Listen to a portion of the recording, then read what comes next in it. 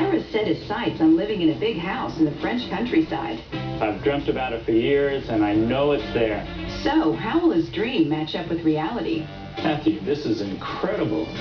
Find out next as House Hunters heads to southwest France. This just makes me feel like I'm in the 1600s.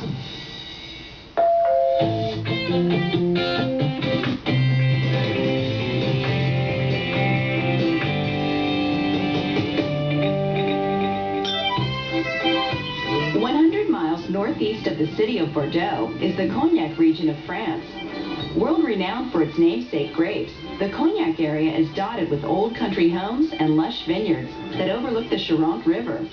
Unlike the major cities in France, where home values rose 15% in the last year, the Cognac region remains reasonably priced, with homes increasing in value just 1.5% in the past year, which is great news for Virginia renter Ira Leifer. I'm a retired federal employee. I'm moving to France because it's been my dream for 25 years. The first time I went to France was during a semester abroad back in my junior year in college, and I had this instant connection. It was something that stuck with me ever since. Then I moved to Germany to work for the United States government, and I stayed almost 5 years. The longer I lived in Europe, the closer I felt to the people and the cultures, and it simply increased my belief that one day I was going to go back and live there. Ira sold his 2,200 square foot house in Alexandria, Virginia 2 years ago and downsized into this 1,200 square foot apartment nearby in preparation for the move to France. This was a difficult move coming here to a 2-bedroom apartment, which required me to get rid of a lot of things. But there were a few things Ira couldn't part with, like these souvenirs from his wine tasting days in Europe. The barrel for me is probably the best memento that I can have for someone who likes wine. It's a wonderful thing to have. These glasses are from all the different wine fests. They all represent very specific regions and very specific vineyards. Seeing the wine glasses each morning when I get up for breakfast is a reminder to me of the goal I have moving to Europe. I thought initially that this would be temporary, and it's turned into 2 years. Finally, now, I get to pack everything with the knowledge and the feeling that I'll be moving into a place that is much larger, much more comfortable, and in France. 1 down, 20 to go. Ira's budget is 300,000 euros, which is the equivalent of about $460,000.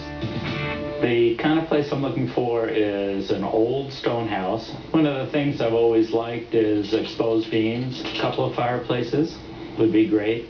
I am looking for a house that's at least 100, 200 years old. I do expect some work to be done, but the more I can minimize that, I think the better off we'll all be. When I get to France, there are a couple of things I really want to do. I want to learn how to cook. I love to eat good food, and cooking, I think, is also a good way of meeting people. Ira's hoping to find a home with up to 6 bedrooms. Part of wanting a larger house in France is also to have space for friends and family who come visit and use it almost as a hotel where it would be free space for them. I'm excited about leaving the United States. I'll miss my friends, I'll miss my family, obviously, but this is a new beginning for me. So, Ira, to good friends, good places, and new adventures in our lives. So. Ah, oui, bonjour Jacques. We've picked out 3 areas to concentrate on in the search for a house for Ira. A small village called Almaine, which only has about 1,000 population, which is more what he was looking for, is more rural. Saint-Meme is a larger village, 2,000 population nearly, and Jarnac, with a population of 8,000, is a thriving small town. The biggest challenge is that Ira's wish list, at the top of it, is living in the country, and yet I think that's going to be really hard for him. He's a single guy moving here from the States, and I think he should really consider looking at a property in town. First up, a historic country home in the village of Aumagne. Hi Ira. Come join me. Sorry about the weather. Right, this is today's house. We're going to see 4 bedrooms, 2 bathrooms. It's 195 square metres, that's 2,100 square feet. And it's on the market for 300,000 euros, that's around $460,000. And for another 20,000 euros, you can buy all the furniture. So, shall we go and have a look? Let's do it. Matthew, this is beautiful. Just the sort of thing you're looking for. It's the original old stone beams, and look at that fireplace. That fireplace is incredible. Shall we go through to the sitting room? Yeah. Matthew, this is incredible. Makes me feel like I'm in an old castle. The stone floors, the stone walls, the beams, and this huge fireplace. That would have been the original fireplace, so you're talking about 125, 150 years ago? This is an incredible room, Matthew. It's the picture that I had in my mind when I was thinking about historic old French homes. Nice walled garden, which goes over to the garage there. I love the old stone. Yeah, and it's straight off the sitting room as well. Yes, very nice. And this is a good sized kitchen. This is nice, Matthew. Are these built-ins? Yeah. This is huge. The kitchen was done about 20 years ago. It's showing its age now. The sinks are really nice, Matthew. I like the dual sinks. I like the fact that they're ceramic. They're really very pretty. But I'm not sure there's enough room in this kitchen to move around for more than one person to cook at a time. So you're not going to improve your cooking skills too much then in here? No, this would be a little more difficult, I think. Wow, Matthew, this is beautiful. Yeah, not so much of a dining room, more of a banqueting hall. It is. The stone, the beams, this fireplace. This is fantastic. This is what I had pictured when I was living in Virginia. And this leads directly out to the patio. Back in the courtyard, yeah, so you can have your table and get straight out there from the kitchen. This is fantastic. This just makes me feel like I'm in the 1600s. They pass a full bath on their way to the first bedroom. So this is the guest bedroom, Ira? Looks functional. It's a good size. It has room for a wardrobe. I like the beams. Is that my property out there, Matthew? No, I'm afraid that's the neighbour. It's Chicken Run. Chicken Run. Yeah. It doesn't look pretty. It looks sort of almost like a junkyard. Yeah, I guess that means you're going to have to keep the shutters closed most of the time. Yes. They check out 2 bedrooms upstairs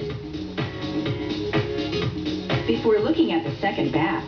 This bathroom is definitely more modern than the one downstairs. One thing of concern, though, is that this is the only bathroom on this floor. 2 guest rooms, which means that all of us would have to share this bathroom. Yeah, well, let's go through and look at the master bedroom now. Okay. Matthew, this is a huge master bedroom. It's great space, isn't it? It is. I really like this. It's got good space here, big, huge windows. The beams are nice. So let's go downstairs and have a chat about the house. Okay. So, Ira, what do you think? I love the historic feel to it, the old stone Charente house, which is exactly what I had been thinking of. The kitchen is relatively small. It also has old appliances, so that's something that would need to be updated. Guest room is really a concern for me. The chickens. I'm concerned that they'll wake friends and family up at 5:30 in the morning. The master bedroom is huge, and I like that. But again, the bathroom is separated. As well, that it's the only bathroom up there, so guests and myself will all be sharing that at one time. I'm really interested in this house. At the same time, I'd like to see what else is out there. So this one... Coming up, Ira's impressed with the modern touches in the next place. I really like this. It's the original charm that's got him worried. What is that on the ceilings? Stay tuned.